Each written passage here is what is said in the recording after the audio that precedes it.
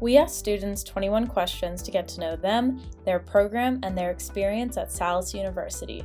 Here's what they had to say. What's your name? Jonah Casella. Where are you from? I am from a small town called Spring Church, Pennsylvania. What program are you in? I'm in the traditional optometry program. Why did you want to pursue this career? I knew that I always wanted to be in the medical field, and my dad is a pharmacist and my mom's a nurse, so that had a big influence on me. And it just kind of worked out. After I shadowed a couple of different places, I realized that optometry was kind of the best of both worlds in terms of a lot of medical, and you get to have a lot of relationships with your patients and stuff. Why did you choose Salus? Because Salus was going to get me in clinic the soonest. And I knew from talking to previous doctors that had gone to Salus that it was like really beneficial to just kind of get thrown right into the mix right away. And that's just kind of how I learned. So, what have you discovered about your subject area as a grad student that you wish you knew as an undergrad student? There's a lot more physics involved than I knew going into it. I knew obviously it was going to be a lot of medical, but they don't really tell you that the majority of what you do every day is like very optical and like physical and stuff. So I wish I would have known that going in. Maybe I could have prepared a little more for that. What do you feel is unique about your program at Salus? I would say that the clinical experience probably. I know from talking to a couple of friends that go to a different school that they really don't get thrown into clinic for a while. It's more just like book work up front. But that's like one of the great things about Salus, and the fact that they have the clinic in North Philly. And they're pretty well known for, we're well known for getting to see a lot of disease up front. What clinical experience has made an impact on you thus far at Salus?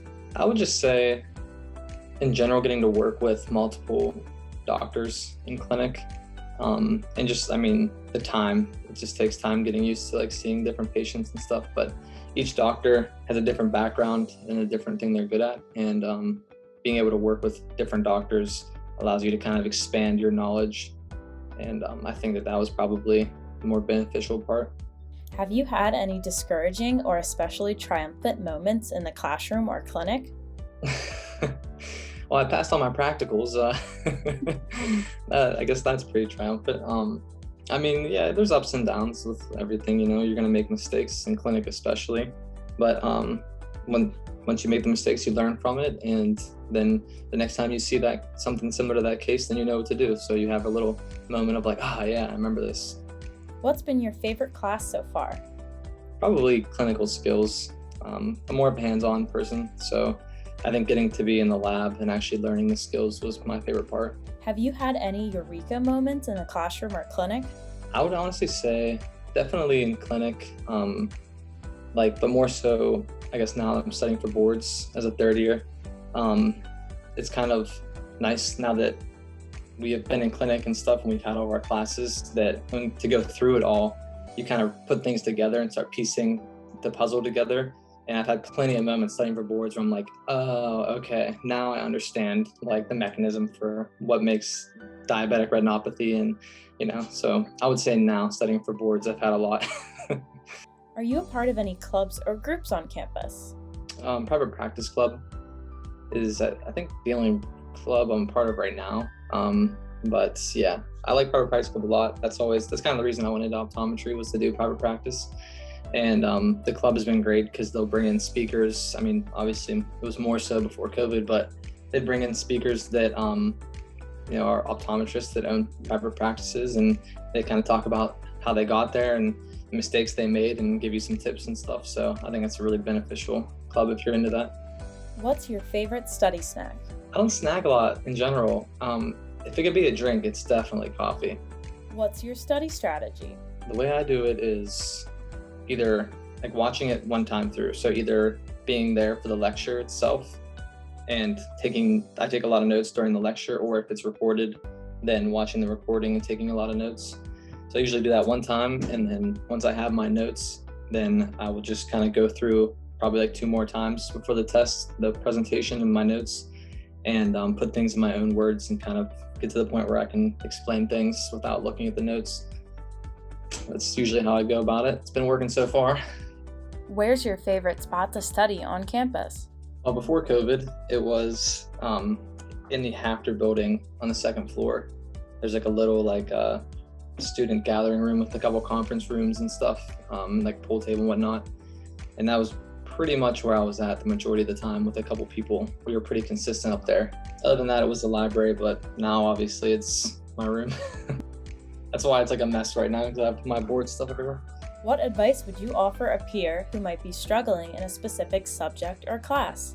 Obviously, if they're like in my year, like second year or something, then they've kind of been through it. But especially for like first years, there's going to be a lot of rough moments, and there's going to be like a lot of hard classes, especially they kind of put everything up front.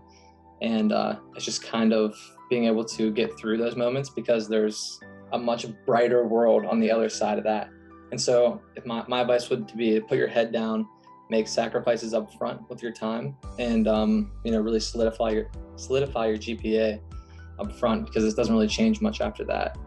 And seek out help. There's tons of opportunities for TAs and tutors and stuff, and other upperclassmen that are willing to help you, and the professors too. So don't just let yourself struggle, get help. How have you felt supported as a student and an individual while enrolled at Salus? Well, in terms of like my family and friends, really well supported. You kind of get trapped in this environment because you're so busy studying all the time and in clinic and whatnot that you don't get to see. If you live farther away from your family like me, you don't really get to see them that often and stuff. But even that distance doesn't matter. My family always calls and stuff, and is always asking how I'm doing and everything, and making sure I'm okay, because it's really demanding and they know that. In terms of Salus, it's been pretty good overall. I would say that the preceptors and the doctors are amazing. Most of them, like 99% of them. It's really hard to find somebody who isn't, really willing to like help you out. And they have crazy busy schedules, but they've always emailed me back promptly, and emailed me or answered my emails and asked if I needed help, or honestly just like setting up extra like study sessions for us and whatnot. So the support's really great in general. Where's your favorite place to chill between classes, on campus or in the community at large? Well, yeah, on campus would probably go back to Hafter. And Hafter so much. First and second year, definitely there. If it wasn't like just going upstairs and studying or something, a lot of us would go and like shoot basketball or something in between classes and just kind of like decompress a little bit. Now outside of campus, I don't really go anywhere very often to like chill out, but there's a couple places I go like to get coffee, like White Horse and stuff, and just like kind of walk around, honestly. But the majority of my time now is here in my apartment, which kind of stinks. But how has going virtual impacted your learning experience? Interestingly, besides missing clinic from the time that we were out in like March until like August, not that much, because this is just me. I don't want anybody to take this as like, you should do this will work for you. I'm, like I said, was more of a person who I would go to some of the lectures, but I like to have the recordings and stuff and be able to watch them at my own pace and pause and take notes and things like that. So a lot of times, if it wasn't mandatory, I wouldn't attend all the classes and just kind of watch them on my own anyway. So the whole online thing really didn't, change anything for me. That was kind of the good thing, is that you had the recordings and you could kind of watch them at your own pace and take your own notes and stop it when you wanted to and whatnot. So it really didn't change anything. In terms of the clinic, that was obviously a big hit because we lost a lot of experience seeing patients and stuff, which sucked. But they tried their best to make up for it with like clinical presentations and keeping us involved in small groups and things like that. So it was okay at the end of the day. What's the first thing you want to do once the pandemic is over? I'm going to be going on rotations in May, so I kind of have that to look forward to. I'll be in Charlotte this summer, where it's warm, and check that out. But I think that once COVID is done, I will probably be graduated at that point, the way that things are going. And I'm definitely need a vacation, so definitely go somewhere. What advice would you offer an undergrad considering pursuing an advanced degree in this field? I would tell them to not take undergrad like super seriously. I was the type of person who was very type A, and I finished undergrad and I did a 3+4, so I left undergrad a year early, and I really spent a lot of time studying, had a really good GPA, kind of dedicated my life to that. Still had fun in the process and enjoyed it, but looking back on it now, not that I regret leaving early, I just wish I would have let myself kind of relax a little bit, because once you get into optometry school, it's like 2 full-time jobs, and you don't really have time to like have as much fun. So I would tell them to study, be prepared, but also be able to like let yourself have fun and enjoy that time of your life. To learn more about Salus University's programs, visit salus.edu/academics.